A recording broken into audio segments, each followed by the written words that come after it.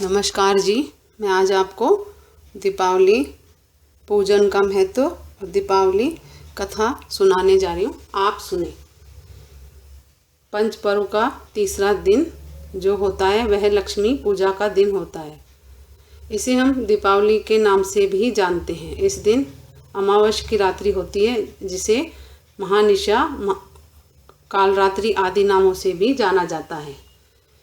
यदि अमावस्या आधी रात तक हो तो उसी दिन लक्ष्मी पूजा कर लेनी चाहिए।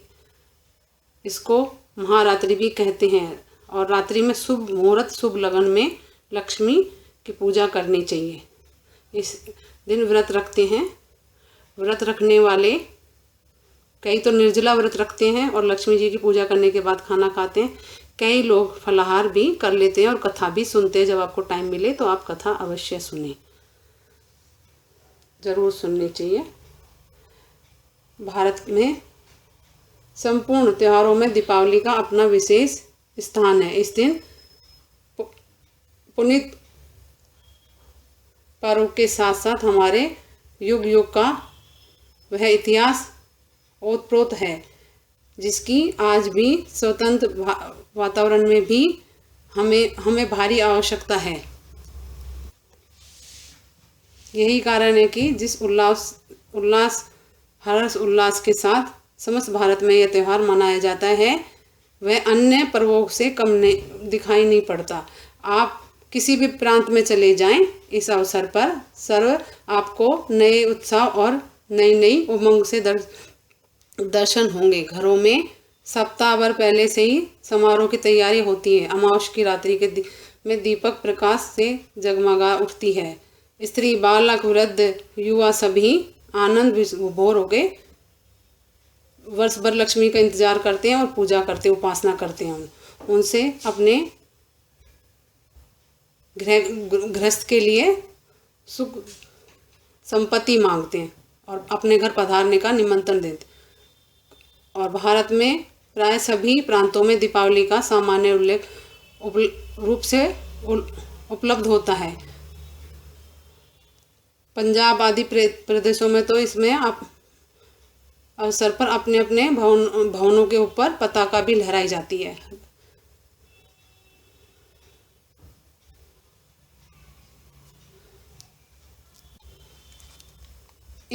इस उत्सव का प्रचलन ऋतु परिवर्तन के रूप में हुआ। चूँकि इस समय तक शारदीय फसल पककर लोगों के घरों में जाती है और अन्न के भंडार धान्य से भर जाते हैं। रुई, कपास आ जाते हैं और लोगों में वर्ष भर के लिए वस्त्रों को चिंता से छुटकारा मिल जाता है और धन्य धान्य से घर भरे रहते हैं। और दीपावली जैसे पर्व को के रूप में मनाते हैं। लक्ष्मी पूजा का महत्व।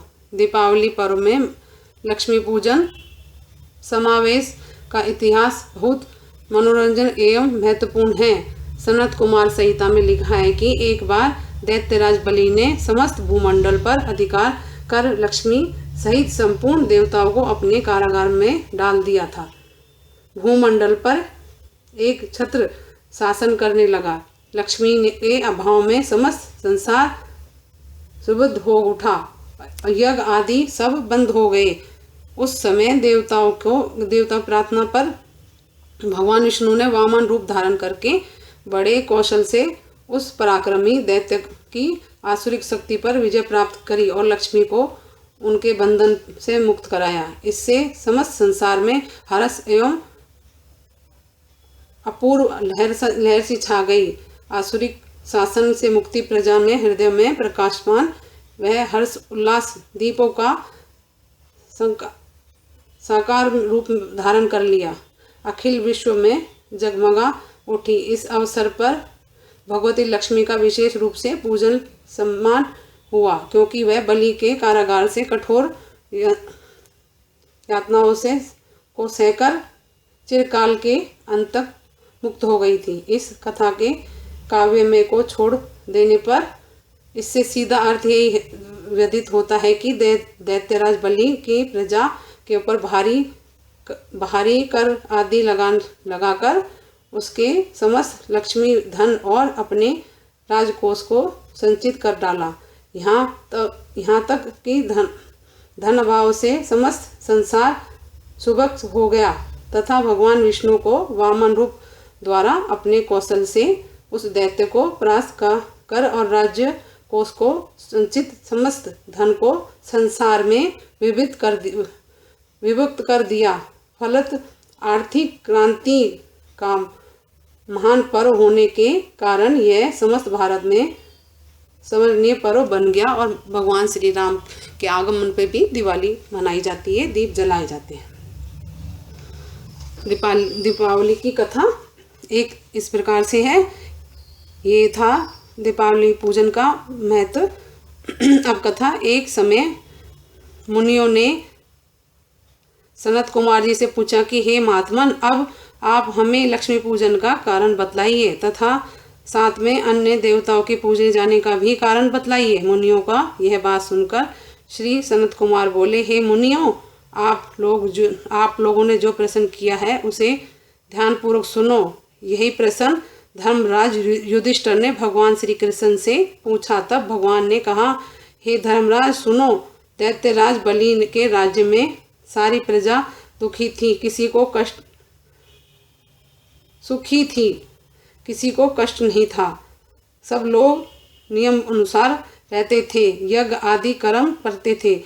एक बार बलि ने 100 अश्वमेघ यज्ञ करने की प्रतिज्ञा की, अतः उसने 99 अश्वमेघ यज्ञ कर लिए। तब 100वां यज्ञ करने की तैयारी में था तो इंद्र बड़ा भयभीत हुआ और सोचने लगा, अगर इसने 100वां यज्ञ कर लिया तो यह कहीं मेरा सिंहासन न छीन ले। अतः भय से कांपता हुआ ब्रह्मा, रुद्र आदि देवताओं के साथ शीरसाई भगवान श्री विष्णु के पास पहुंचा। वहाँ सब देवताओं के साथ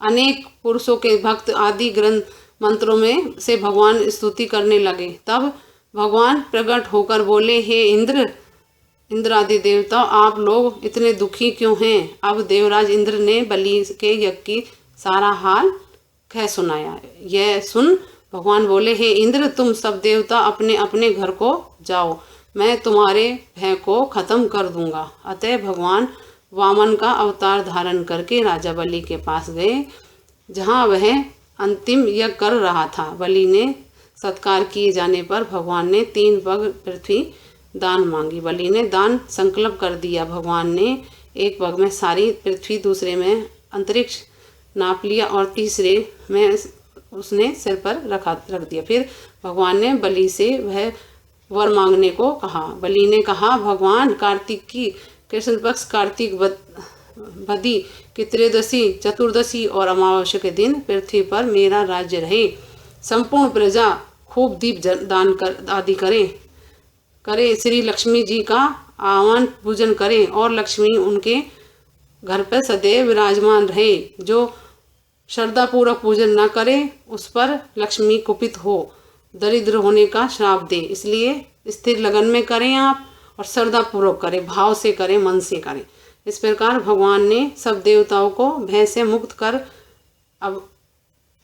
अभय दान दिया। इसी कारण श्री लक्ष्मी जी के साथ साथ देवताओं की भी पूजा की जाती है। भगवान बोले, हे राजन, मैं तुम्हें एक कथा और सुनाता हूँ, ध्यान पूर्वक सुनो। मणिपुर नाम के एक नगर में एक राजा राज्य करता था।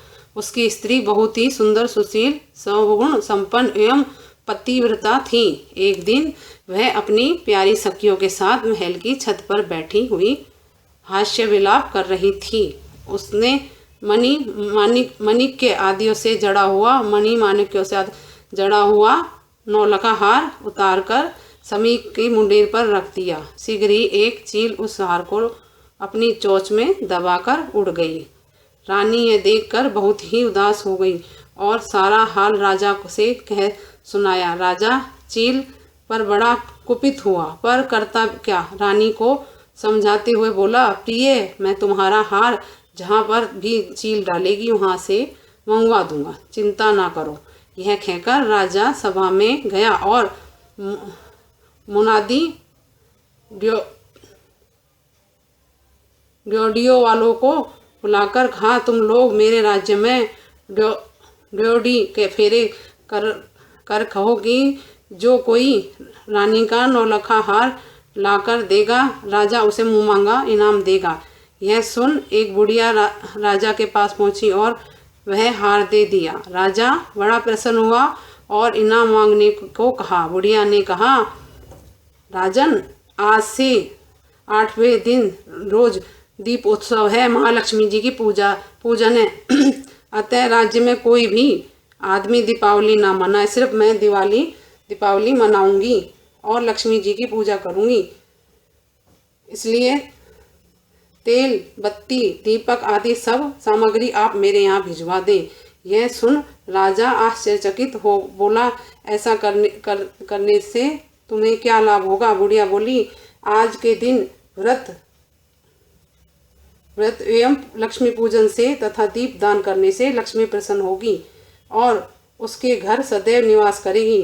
राजा ने कहा, यह मैं भी करूँगा। बुढ़िया बोली, पहले मैं करूँगी, बाद में तुम करना। ऐसा कहने पर राजा और बुढ़िया के घर अतुल्य धन संपत्ति और दौलत, हाथी घोड़े आदि हो गए। अंत में धर्मराज, यह दीपावली का व्रत पूजन तुम भी करो, जिससे खोए हुए राज्य और स्त्री पौत्र आदि तुमको प्राप्त हो।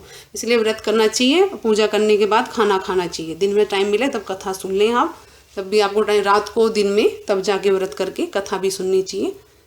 चावल के हाथ में दाने लेके जरूर सुने, खाली हाथ कभी ना सुने कथा। और फिर आप व्रत में खा सकते हो। आपको भूख लगे दिन में फल फ्रूट खा सकते हो। औरतें करती हैं व्रत और इससे लक्ष्मी प्रसन्न होती है और हमारे ऊपर अपनी कृपा बना के रखती है।